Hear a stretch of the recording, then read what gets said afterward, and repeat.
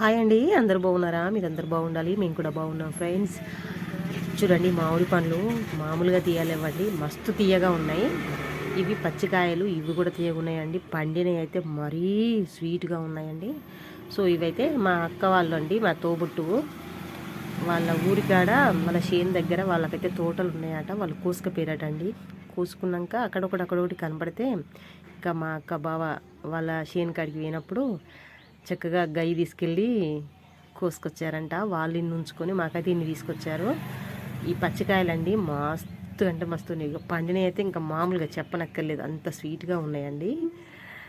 ఇంకా ఇప్పుడైతే దొరుకుతాయా ఈ పచ్చికాయలు అని అనుకోవచ్చు, కానీ దొరికినాయండి. చెట్లలో వాళ్ళు కోసుకుపోయినాక అడొకటి వదిలిపెట్టిన కాయలు అయితే ఇవి మస్తు తీయగానే ఉన్నాయండి. పండినాయి, పచ్చి కూడా తీయగా ఉన్నాయి.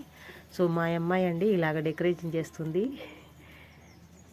తను వీటిని చూస్తే మరి మామూలుగా కాదండి, ఆశ్చర్యపోయేంత స్వీట్గా ఉన్నాయి. ఫ్రెండ్స్, నా వీడియోకి ఒక లైక్ చేయండి, నా ఛానల్